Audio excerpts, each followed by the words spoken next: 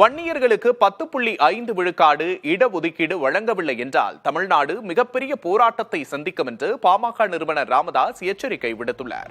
விழுப்புரம் மாவட்டம் தைலாபுரத்தில் வன்னியர் சங்க நிர்வாகிகள் கூட்டம் பாமக நிறுவனர் ராமதாஸ் தலைமையில் நடைபெற்றது. அன்புமணி வன்னியர் சங்க கூட்டத்திலும் பங்கேற்கவில்லை.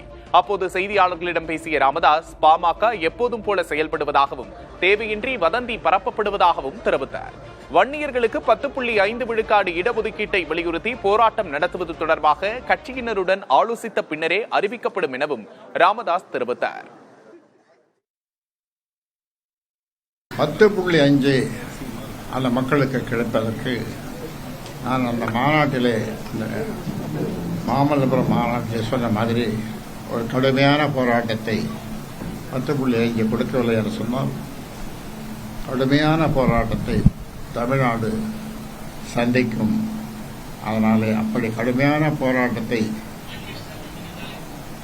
நடக்காமல் செய்ய வேண்டியது அரசனுடைய கடமை. 10.5 அறிவித்து விட வேண்டும். அவள் மொழிக்கு 2 கும்பங்கள் சொல்றது அது எப்படி ஒரே ராத்திரில 2 கும்பம் முளைச்சு போச்சு அவள் மொழி. அதான் வதந்தி, அதான் வதந்தி. அந்த மாதிரி இந்த வதந்தி எல்லாம் வேண்டாம். எப்பொழுதும் இருக்கிற மாதிரி கட்சியும் சரி சங்கமும் சரி நாங்கள் செயல்பட்டு கொண்டிருக்கிறோம். அவ்வளவுதான்.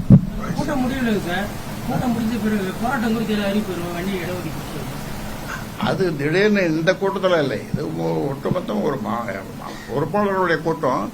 அதை அறிவிக்கணும்னு சொன்னா எல்லாரையும் கூட்டி பேசி அறிவிக்கணும்.